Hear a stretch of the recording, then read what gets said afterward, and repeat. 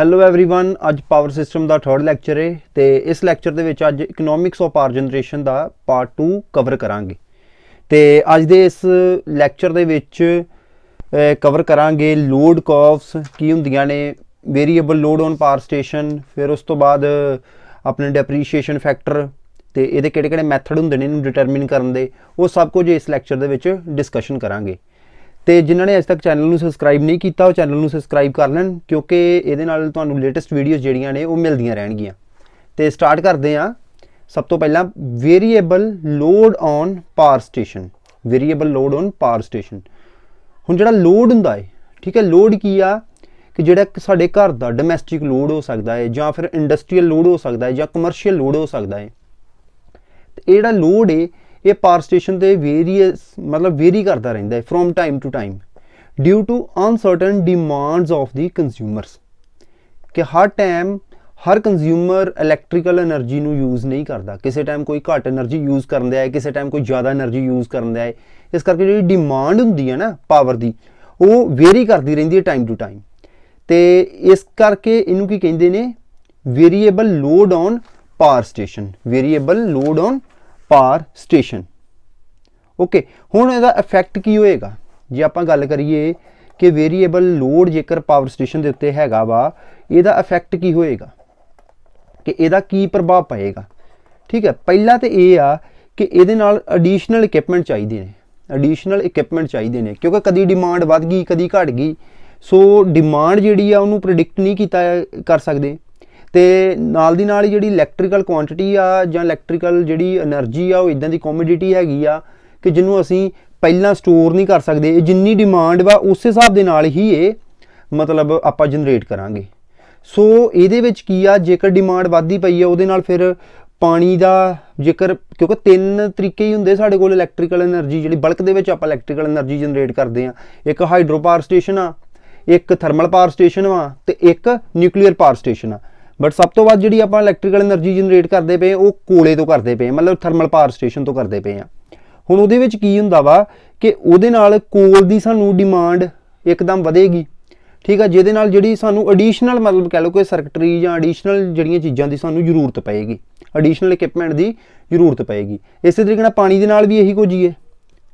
सो जिहड़ी डिमांड मतलब जे टाइम दे नाल वेरी करती पई आ, उहदे करके की आ पहला इफैक्ट ये पएगा need of additional equipment. Need of additional equipment, additional equipment मतलब कि जिहड़े इक्विपमेंट वा एडिशनल इक्विपमेंट मतलब सानू ज़्यादा कह लो कि एक्सट्रा इक्विपमेंट्स की सानू जरूरत पएगी।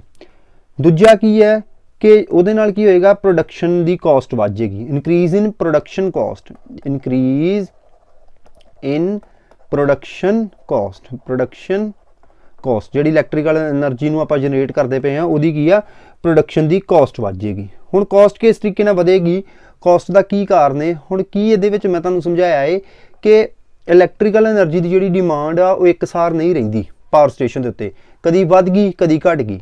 ठीक है, वध तो वध डिमांड साडी हैगी 100 मेगावाट एक प्लांट दे उत्ते। ठीक है, घट तो घट साडी डिमांड हैगी आ 40 मेगावाट। ओके, डिमांड वेरी करती पई है। हुण एक चीज़ तुहानूं पता है कि जिहड़ी इलैक्ट्रिकल मशीन हुंदी है ਉਹਦੀ एफिशिएंसी हाई कदों होएगी, ਜਦੋਂ फुल लोड ते ਚੱਲੇਗੀ। ठीक है, फुल लोड किन्ना वा, जेकर आप 100 मेगावाट का अल्टरनेटर इंस्टॉल किया है तो 100 मेगावाट ही ਉਹਦੀ फुल लोड कैपेसिटी होगी ना। जे उन्ने ते ਚੱਲੇਗੀ तो एफिशिएंसी ਉਹਦੀ हाई होएगी। एफिशिएंसी हाई का मतलब कि लॉसिस घट होणगे। जेकर ਉਹਨੂੰ 40 ਦੇ ਆਪਾਂ ਚਲਾਵਾਂਗੇ तो ਉਹਦੀ एफिशिएंसी घट जाएगी। एफिशिएंसी मतलब ਜਿਹੜੇ लॉसिस वा वो भी फिर कॉस्ट ਦੇ ਵਿੱਚ इंक्लूड हो जाएंगे। इनक्रीज इन प्रोडक्शन कॉस्ट की मतलब है कि प्रोडक्शन कॉस्ट जिहड़ी आ वो वध जांदी है जेकर आपां साडी जिहड़ी डिमांड आ वेरीएबल है पावर स्टेशन उत्ते। बट ये रहनी है डिमांड जिहड़ी वो वेरीएबल ही रहनी है, क्योंकि अनसर्टन डिमांड रहनी हमेशा। वो आपां उस चीज़ ते नहीं कह सकते कि इहनूं किद्दां सही कर सकते हैं, वो रहनी इस तरीके नाल।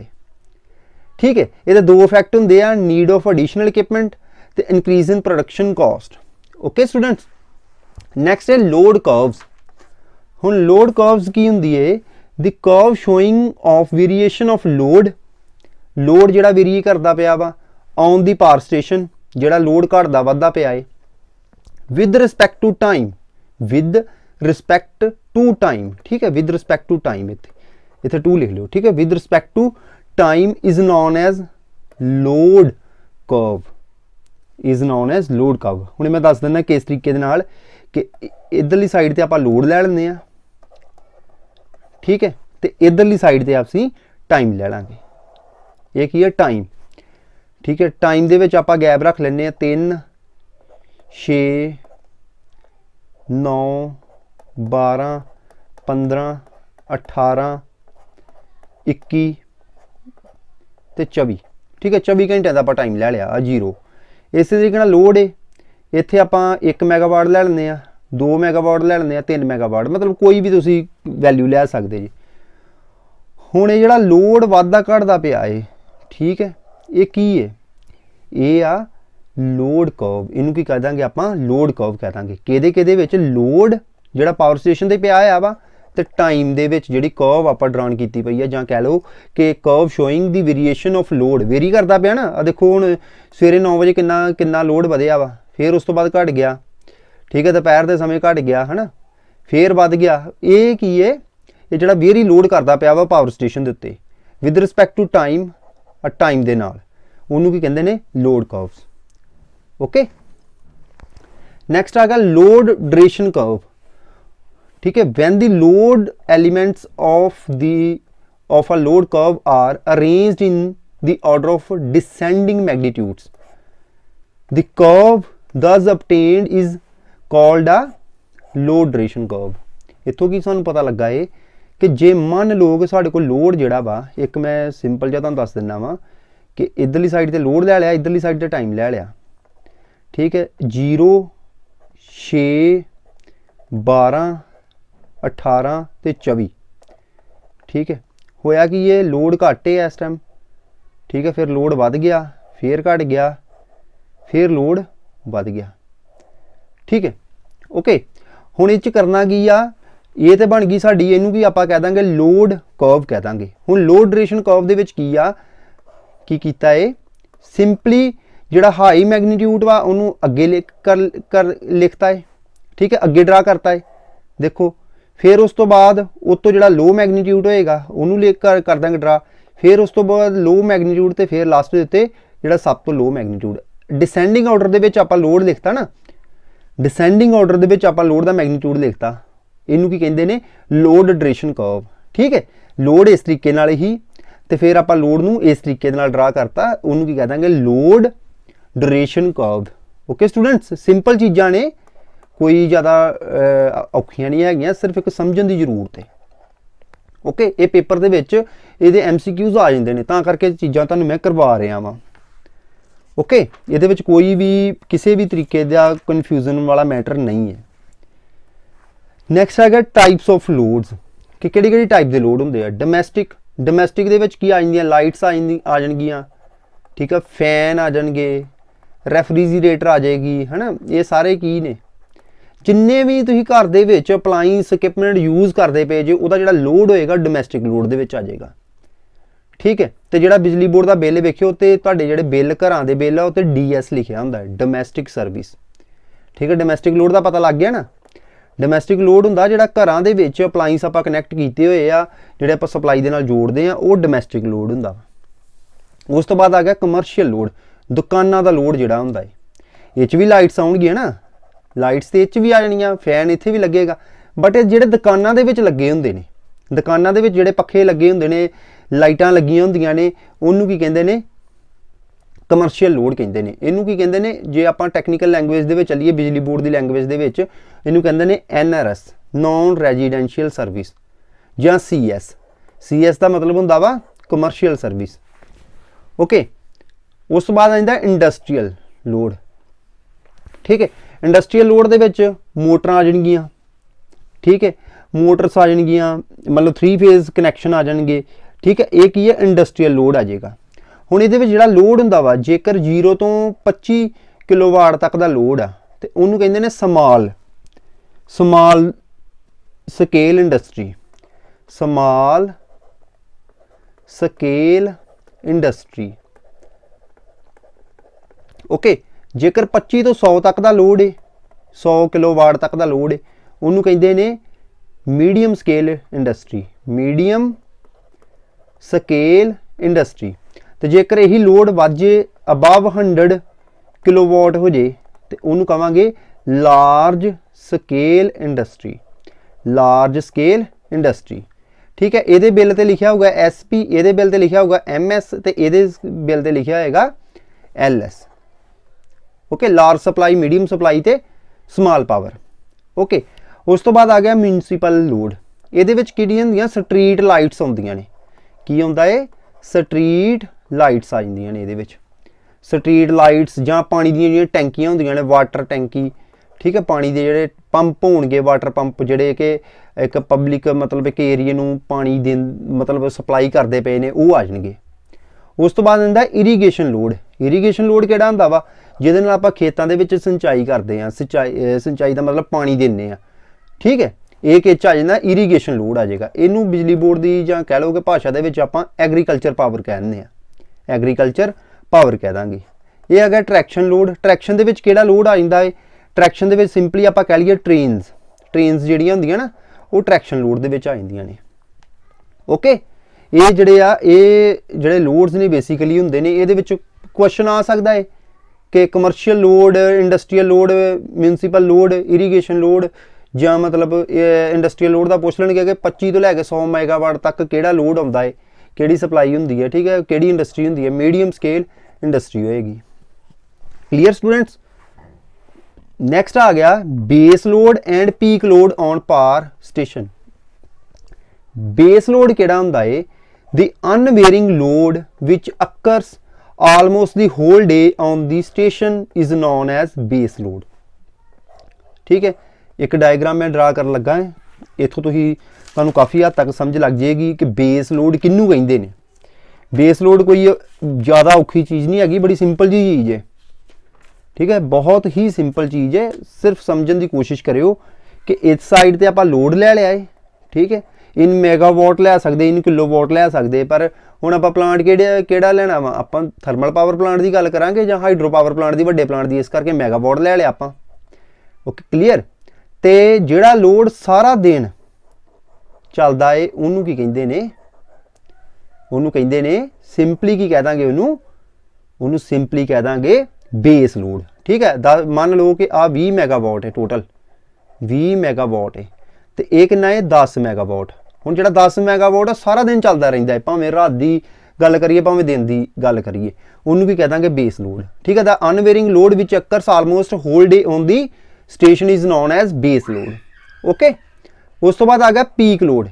पीक लोड की हुंदा? The various peak demands of load over and above the base, over and above the base load of the station is known as peak load। Okay, जिदा मान लो दिन का कोई पार्ट इदां दा आया जो डिमांड वध गई है, इनू भी कह देंगे आपां पीक लोड कह देंगे। ठीक है, इनू भी कह देंगे आपां पीक लोड कह देंगे। बेस लोड ते पीक लोड क्लीयर हो गया ना? बेस लोड वो हुंदा कि सारा दिन एक सार चलता रहिंदा है, उन्होंने कहंदे ने बेस लोड। ते पीक लोड किहड़ा हो गया? जिहड़ा दिन दे विच कुछ समय दे लई डिमांड हुंदी है। ठीक है, दिन दे किसी टाइम ही डिमांड आ सकती है। हुण सवेरे आ, सवेरे सारे जने तैयार होंदे ने, उस टाइम डिमांड जिहड़ी एकदम वध सकदी साडी। शामी सारे जने घर आए हुंदे आ, उस टाइम साडी डिमांड वध सकदी है। रात दे टाइम लाइटां चलदियां पईयां ने, हरेक बंदा कोई ना कोई पढ़न वाले बच्चे अपने स्टडी रूम दे विच पढ़दे पे ने, टीवी देखदे पे ने, कई सारा कुछ सारे अपलाइंस किस टाइम चलदे हुंदे आ घर दे विच, है ना। मैक्सिमम अपलाइंस जिहड़े रात दे समय चलदे उदों की आ पीक लोड हुंदा है। तो ये बड़ी इंटरस्टिंग जी गल है कि जो बिजली बोर्ड है ना वो की करता है कि जो MS ते LS के कनैक्शन होंगे ना, वड्डे कनैक्शन, उन्होंने इंसेंटिव दिंदा है। ठीक है, इंसेंटिव कि तुसी पीक लोड के समय घट बत्ती बालो, तो जो पीक लोड नहीं होंदा उदों ज़्यादा इलैक्ट्रिसिटी कंज्यूम करो। ओके, पीक लोड का पता चल गया ना। पीक लोड की है? जदों हुण दोपहर के समय पीक लोड हो सकता जो सारी इंडस्ट्री जी चलती है। ठीक है, ओके, पीक लोड का मतलब सिंपल जा आपां ये समझ लीए, पीक लोड की हुंदा है जदों दिन दे विच डिमांड इलैक्ट्रिसिटी की वध गई है, उन्होंने की कह देंगे पीक लोड। ओके, तो बेस लोड जिहड़ा सारा दिन जिस लोड ते चलता रहिंदा है सिस्टम। ठीक है, जिहड़ा सारा दिन सप्लाई करता रहिंदा है स्टेशन, उन्होंने कहंदे ने base load. Meeting of method of meeting the load. ਹੁਣ ਜਿਹੜਾ ਡਿਮਾਂਡ ਵੇਖੋ ਨਾ, ਹੁਣ ਤੁਹਾਨੂੰ ਦੱਸਿਆ ਦੋ ਤਰ੍ਹਾਂ ਦੇ ਲੋਡ ਹੁੰਦੇ ਨੇ, ਇੱਕ ਕਿਹੜਾ ਹੁੰਦਾ ਬੇਸ, ਇੱਕ ਕਿਹੜਾ ਹੁੰਦਾ ਪੀਕ। ਹੁਣ ਇਹਨਾਂ ਮੀਟ ਕਿੱਦਾਂ ਕਰਨਾ ਹੈ? ठीक है, साढ़े कोल दो मेजर सोर्स ने जिथों सानू इलैक्ट्रिकल एनर्जी जिहड़ी है मिलती है। एक किहड़ा वा थर्मल पावर प्लांट है, तो एक किहड़ा हाइड्रो पावर प्लांट है, हाइड्रो इलैक्ट्रिक पावर प्लांट। ठीक है, पावर प्लांट। ओके, ये दो तरह के प्लांट साढ़े कोल हैगे ने जिन्हां तो सानू इलैक्ट्रिकल एनर्जी जिहड़ी आ वो मिलती है। ठीक है, थर्मल पावर प्लांट लिख लो। ओके, ये दो तरह के प्लांट ने। हुण आपां बेस लई किहड़ा वरतना है ते पीक लई किहड़ा वरतना है। जिहड़ा प्लांट मोस्ट एफिशिएंट है, इत्थे हार्ड एंड फास्ट रूल नहीं हैगा कि हाइड्रो आपां पीक लई वरतना है जां हाइड्रो असीं बेस लई वरतना है, ये चीज़ नहीं हुंदी। इन्हां दोवां दे विच्चों जिहदी जनरेशन घट, मतलब जिहड़ा ज़्यादा एफिशिएंट प्लांट हैगा वा उहनूं असीं बेस लई वरत लांगे, क्योंकि सारा दिन चलना हुंदा है। एफिशिएंसी दा मतलब की आ कि लॉसिस घट ने। जे इस प्लांट के लॉसिस ज़्यादा ने, खर्चा ज़्यादा आउंदा यूनिट जनरेशन का, उन्होंने आपां काहदे वास्ते वरत लांगे? पीक लोड ते। ओके, बेस लोड ते किहड़ा प्लांट वरतांगे? जिहड़ा ज़्यादा एफिशिएंट है, ते पीक लोड ते किहड़ा प्लांट वरतांगे? जिहड़ा घट एफिशिएंट है। मान लो हुण हाइड्रो इलैक्ट्रिक पावर प्लांट है, इहदी एफिशिएंसी बहुत घट है, इस करके इहनूं आपां कल ही वरत लांगे, पीक लई वरतांगे। ठीक है, जिहड़ा ज़्यादा एफिशिएंट प्लांट होएगा, ज़्यादा वधिया मतलब प्लांट होएगा, उन्होंने आपां काहदे लई वरतांगे? बेस लई। तो जिन्हों सानू पता वा कि ये थोड़ी बहुती, क्योंकि थोड़े घट समय के लिए जरूरत आ, तो उन्होंने आपां as a peak load plant वरत लांगे। ओके, हुण इन्हां नूं जोड़न नूं, ठीक है, दोनों प्लांट इकट्ठे चलाउण नूं आपां की कहंदे आ? उहनूं कहंदे ने इंटरकनैक्टेड सिस्टम। की कहंदे ने? इंटरकनैक्टेड ग्रिड सिस्टम। इंटरकनैक्टेड, क्योंकि प्लांट दोनों हुण अलग अलग है ना, दोनों प्लांट अलग अलग ने, इन्हां नूं आपस च आपां कनैक्ट कीता होया वा। ठीक है, हाइड्रो प्लस थर्मल नूं कनैक्ट करन नूं आपां की कहंदे आ? इंटरकनैक्टेड ग्रिड सिस्टम। ठीक है, जिथों भी सानू सप्लाई की लोड़ पवे, आपां दोनों सेम ग्रिड यूज़ करके आपां दोनों तो सप्लाई लै सकते हैं। क्यों? फ्रिक्वेंसी नूं मैच करके ही सप्लाई जिहड़ी आ वो मिलती है सानू। ओके, इस टाइम जिहड़ा इंडिया ना, इंडिया ये वन ग्रिड वन इंडिया वा। ठीक है, वन इंडिया वन ग्रिड कह लो कि ਇਹਦਾ ਜਿਹੜਾ ਸਾਰਾ ਕੁਝ ਵਾ, ਜੋ ਜਿਹੜੀ ਹਿਮਾਚਲ 'ਚ ਸਪਲਾਈ ਹੈ ਉਹੀ ਪੰਜਾਬ 'ਚ, ਉਹੀ ਚੇਨਈ 'ਚ, ਮਤਲਬ ਸਾਰਿਆਂ ਦੀ ਫ੍ਰੀਕੁਐਂਸੀ ਸੇਮ ਚੱਲਦੀ ਪਈ ਹੈ, ਸਾਰਾ ਇੰਟਰਕਨੈਕਟਡ ਹੈ। ਓਕੇ, ਚਲੋ ਨੈਕਸਟ ਹੈ ਇਕਨੋਮਿਕਸ ਆਫ ਪਾਵਰ ਜਨਰੇਸ਼ਨ। ਠੀਕ ਹੈ, ਦੀ art of determining the per cost of production of electrical energy is known as economics of power generation. ठीक है, कि वो आर्ट जिहदे नाल आपां की डिटरमिन करते पे हैं, जिहदे नाल असीं ये डिटरमिन करते पे हैं कि इलैक्ट्रिकल एनर्जी की जिहड़ी पर यूनिट प्रोडक्शन कॉस्ट है वो कितनी है। ठीक है, किस तरीके नाल कढनी है, उहनूं की कहंदे ने? Economics of power generation. फिर एक बारी रिपीट कर दिंदा वां, the art of determining the per unit cost of production of electrical energy is known as a economics of power generation। economics of power generation। ਇਹਦੇ ਵਿੱਚ ਦੋ ਟਰਮਸ ਜਿਹੜੀਆਂ ਮੋਸਟਲੀ ਯੂਜ਼ ਕਰਦੇ ਆਪਾਂ।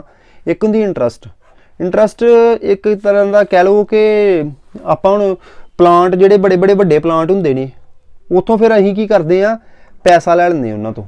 ਠੀਕ ਹੈ, ਬੈਂਕ ਤੋਂ। ਠੀਕ ਹੈ, ਮਨੀ ਲੈ ਲਾਂਗੇ ਬੈਂਕ ਤੋਂ। ਅਸੀਂ ਕੀ ਲੈ ਲਿਆ? ਪੈਸਾ ਚੁੱਕ ਲਿਆ। ਹੁਣ ਉਹਦੀ ਕਾਸਟ ਆਫ ਯੂਜ਼, ਪੈਸੇ ਨੂੰ यूज़ करने की कॉस्ट जी आप पे करांगे उन्होंने कहते हैं इंटरस्ट। उन्होंने की कहते हैं? इंटरस्ट कहते हैं। पैसे की जो पैसा लिया होया है बैंक तो या फाइनैंशियल इंस्टीट्यूट तो जो आप पैसा लिया होया है उन्होंने यूज़ करने की कॉस्ट नूं की कहते हैं? इंटरस्ट कहते हैं। ठीक है, दूसरा की है? डेप्रीशीएशन पंजाबी दे विच कहते हैं घिसावट। की कहते हैं? घिसावट। ठीक है, हुण जिहड़ा प्लांट साडा मतलब हर साल की होएगा, जिद्दां मान लो अज नवां प्लांट लगा वा, तो जे उहनूं वरती जावांगे तो उहदे नाल की आ? उस प्लांट की घिसावट हुंदी जांदी है। घिसावट दे नाल की होएगा कि उस प्लांट की जिहड़ी वैल्यू आ वो घट जाएगी, वो डिक्रीज हो जाएगी। ठीक है, the decrease in the value of the plant equipment, क्योंकि इक्विपमेंट किहड़े लगे हुए ने, जिद्दां हुण कह लो कि फॉर एग्जाम्पल जे आप गल करिए अल्टरनेटर लगे हुए हैं, ट्रांसफॉर्मर लगे हुए हैं, स्विच गेयर लगे हुए हैं।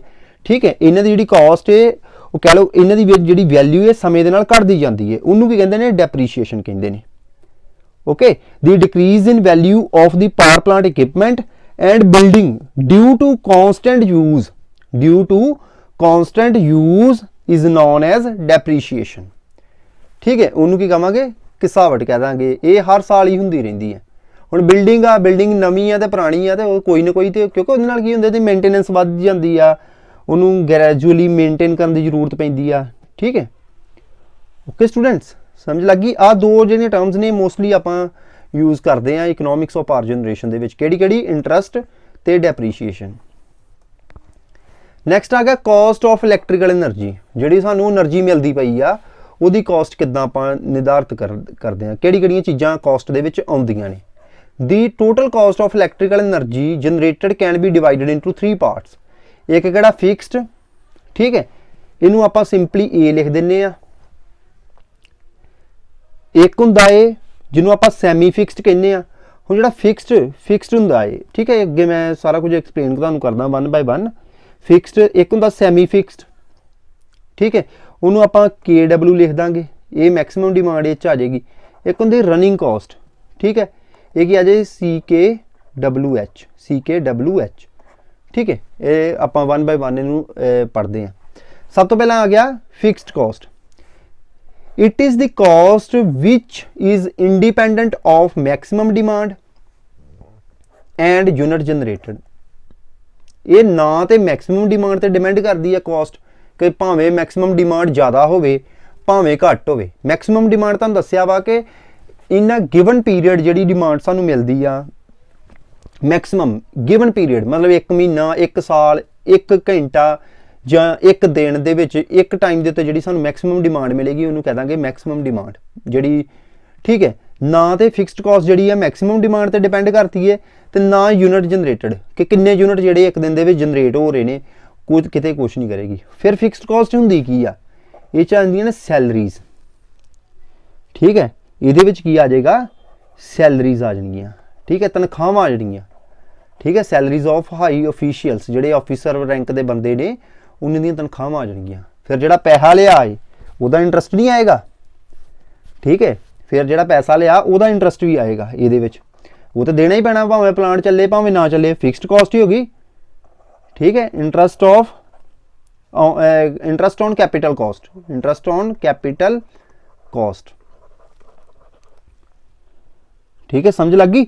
इनू की कहंदे ने, इनू कहंदे ने फिक्सड कॉस्ट। फिक्सड कॉस्ट पता लग गया ना, जिहड़ियां प्लांट दे विच सैलरीज दे रहे हैं जां मतलब इंटरस्ट जिहड़ा आपां पैसा चुक्या होया वा बैंक तो प्लांट बनाउण दे लई, उत्ते जिहड़ा आपां पैसा दे रहे हैं, इंटरस्ट दे रहे हैं, वो किस आ जाएगा फिक्सड कॉस्ट दे विच आ जाएगा।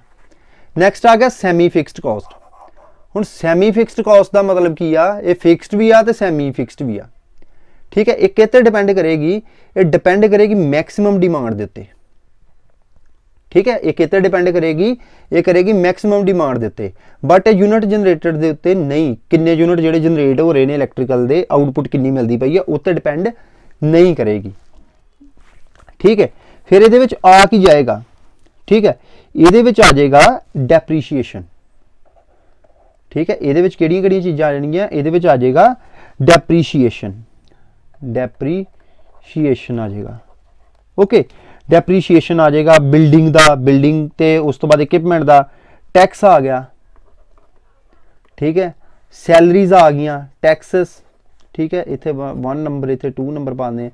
सैलरीज जिहड़ियां मैनेजमेंट दी सैलरीज ने, सैलरीज ऑफ मैनेजमेंट जिहड़े मैनेजमेंट दे विच बंदे बैठे ने।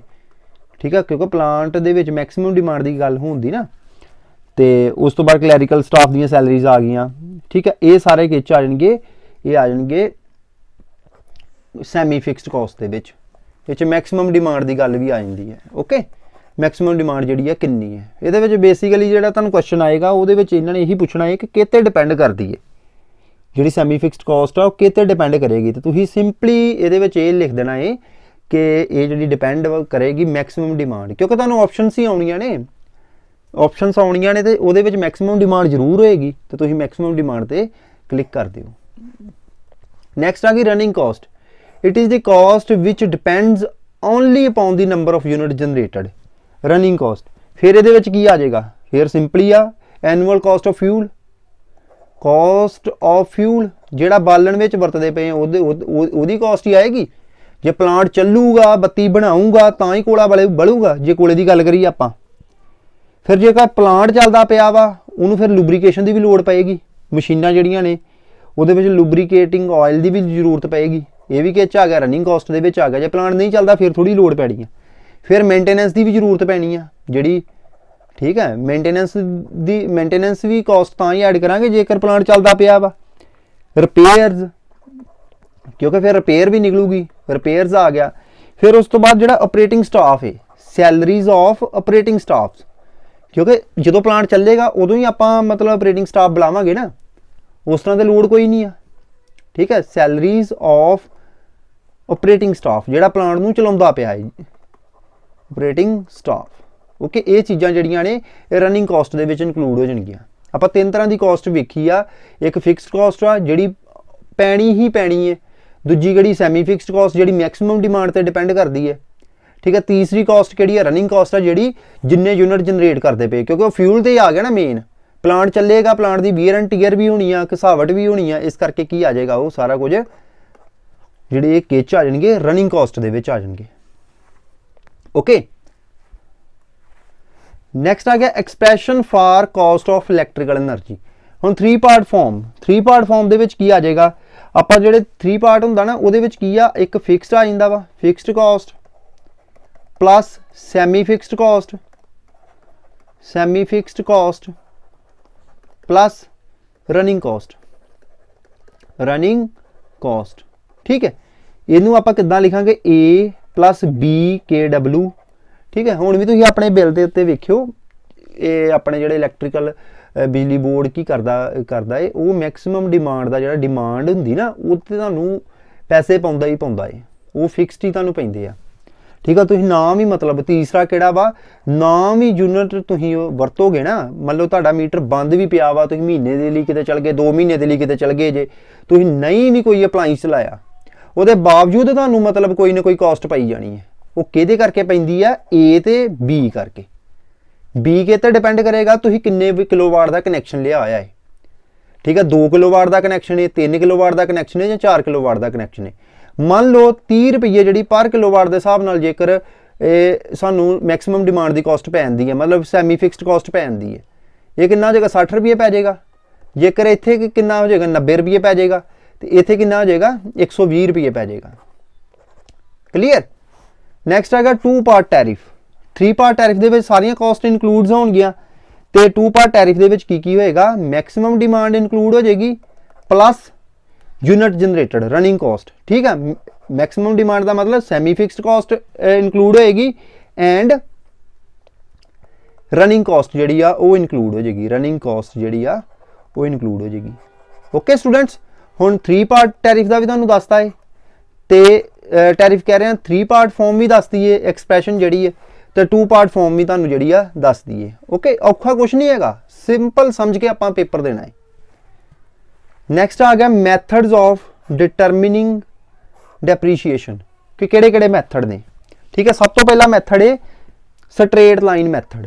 ਸਟ੍ਰੇਟ ਲਾਈਨ ਮੈਥਡ ਦੇ ਵਿੱਚ ਕੀ ਆ ਕਿ ਇੱਕ ਆਪਾਂ ਨਾ ਕਾਸਟ ਜਿਹੜੀ ਆ ਉਹ ਆਪਾਂ ਨਿਰਧਾਰਿਤ ਕਰਤੀ ਹੈ। ਆਪਾਂ ਕਿਹੜੇ ਇਹਦੇ ਵਿੱਚ ਚੀਜ਼ਾਂ ਲੈਣੀਆਂ ਨੇ, ਇੱਕ ਆਪਾਂ ਲੈ ਲੈਣਾ P ਕੀ ਆ, ਇਨੀਸ਼ੀਅਲ ਕਾਸਟ ਆਫ ਇਕਵਿਪਮੈਂਟ,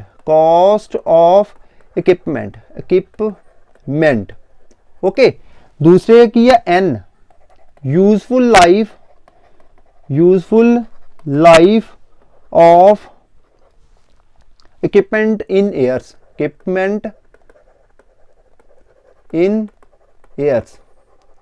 ठीक है। तीसरा की S नूं कहंदे ने स्क्रैप, जिहड़ी स्क्रैप वैल्यू होएगी ओहदी लास्ट दे उत्ते कितनी वैल्यू होएगी ओहदी, scrap value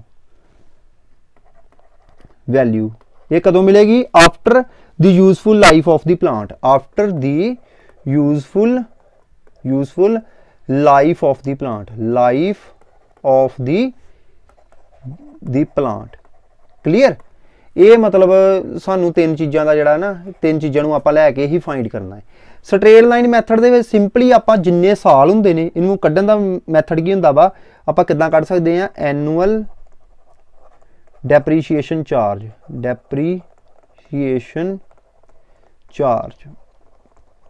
is equal to total depreciation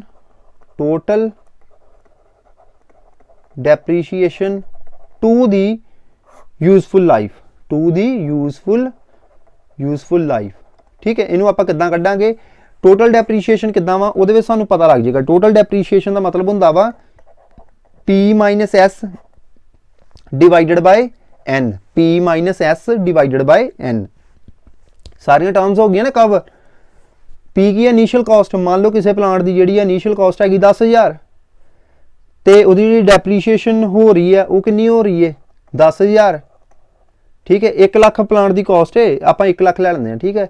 1 lakh plant की कॉस्ट है ये 10,000 हैगी डिवाइडेड बाय जिन्ने साल होंगे, मान लो 20 साल आ तो टोटल किन्नी वो मतलब हो जाएगी एनुअली कितना हो जाएगा ₹4,500 ठीक है। 4,500 आ जाएगा ओके। इस तरीके दे नाल स्ट्रेट लाइन आप जिहड़ा वा वो कढ़ लांगे क्लीयर। उस तो बाद आएगा डिमिनिशिंग वैल्यू मैथड। ਇਹਦੇ ਵਿੱਚ भी सिंपली की करते हैं ये एक रेट आप कर दें कि 10% हर साल घटना चाहिए वा ठीक है। 10% जिहड़ा वा वो हर साल घटना चाहिए वा या 5% जिहड़ा वा वो घटी जाए ठीक है। वो आप सीधा ही लाता ना कि एक वैल्यू ले लीए कि जी स्क्रैप वैल्यू इन्नी हो जाएगी ओके। ये की है ये आप कोई परसेंटेज सैट कर दें तो इनू कड्ढन का फॉर्मूला की होंदा है P1 माइनस S/P 1/n ठीक है। 1/n कि जिन्ने साल है n की है नंबर ऑफ यूजफुल ईयर्स ठीक है। P initial value of the equipment, initial cost of the equipment ते स्क्रैप वैल्यू ओके। इस तरीके दे नाल तुसीं इहनूं फाइंड कर सकते जी। नैक्सट आ गया शिंकिंग फंड मैथड ठीक है। शिंकिंग फंड मैथड दे विच की हुंदा वा कि हर साल की हुंदा इहदे विच a fixed depreciation charge is made every year ठीक है। नाल दी नाल की होएगा interest compounded on it annually कि उहदे ते की आ इंटरस्ट जिहड़ा कंपाउंड इंटरस्ट भी नाल दी नाल लगदा रहिंदा है कितना इंटरस्ट है ओके। उत्ते नाल नाल इंटरस्ट भी ऐड हुंदा जाएगा तो इनू आपां किस तरीके नाल कैलकुलेट कर सकते हैं।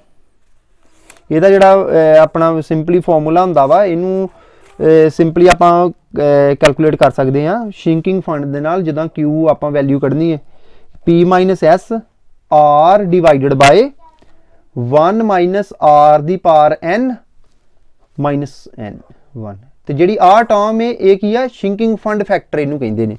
इनू कहंदे ने sinking fund factor, sinking fund factor clear. इनू की कहंदे ने शिंकिंग फंड फैक्टर आखदे ने इस टर्म नू ठीक है। P माइनस S तो जी आ वैल्यू साढ़े को आ जाएगी ओके।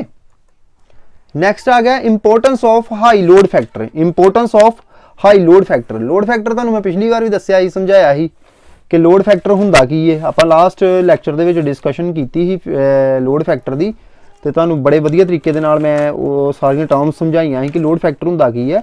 फिर भी जे नहीं याद तो मैं दस दिंदा वां load factor is equal to average load to the maximum demand, average load to the maximum demand okay. ਇਹਦੇ ਹੁਣ फायदे की है जे लोड फैक्टर ਆਪਾਂ हाई रखांगे ਉਹਦੇ फायदे की ਹੁੰਦੇ ਨੇ ठीक है। ਇਹਦੀ वैसे वैल्यू ਜਿਹੜੀ ਆ less than 1 ਹੁੰਦੀ ਹੈ ठीक है। ਇਹਦੀ ਜਿਹੜੀ वैल्यू ਹੁੰਦੀ ਆ लोड फैक्टर ਦੀ ਉਹ less than 1 ਹੁੰਦੀ ਹੈ, less than 1 होएगी ओके। ਇਹਦਾ फायदा की है पहली की है जेकर ਇਹਦੀ वैल्यू हाई हो जाएगी it reduces cost per unit generated, it reduces cost per unit generated ਜਿਹੜੇ यूनिट जनरेट हो रहे हैं ਉਹਦੀ ਜਿਹੜੀ कॉस्ट वा ਉਹ ਘਟ ਜਾਏਗੀ। It reduces cost per unit generated, unit की ਜਿਹੜੀ कॉस्ट घट जाएगी। दूसरा की है रिड्यूसेस क्योंकि ਜਿਹੜਾ वेरी करता लोड फैक्टर ਉਹਦਾ कारण तो यही है ना कि average load to the maximum demand, maximum demand ज़्यादा होंगी हमेशा, एवरेज लोड घट होंदा है। नैक्सट की है reduces variable load problems, variable load problems load variable load तुहानूं दस्सिया कि टाइम टू टाइम वेरी करता रहिंदा है पावर स्टेशन के उत्ते ते उहदे नुकसान भी दस्से स्टार्टिंग दे विच ते लोड प्रॉब्लम्स नूं भी ये रिड्यूस करता है जेकर जिहड़ी इहदी लोड फैक्टर की वैल्यू आ वो हाई है ठीक है। ਓਕੇ ਸਟੂਡੈਂਟਸ, ਹੋਪ ਸੋ ਤੁਹਾਨੂੰ ਅੱਜ ਦੇ ਲੈਕਚਰ ਦੇ ਵਿੱਚ ਕਾਫੀ ਕੁਝ ਸਿੱਖਣ ਨੂੰ ਮਿਲਿਆ ਹੋਏਗਾ, ਕਿਉਂਕਿ ਇਹ ਉਹ ਟੌਪਿਕਸ ਨੇ ਜਿਹੜੇ ਐਗਜ਼ਾਮ ਦੇ ਵਿੱਚ ਅਕਸਰ ਪੁੱਛੇ ਜਾਂਦੇ ਨੇ। Okay students, okay.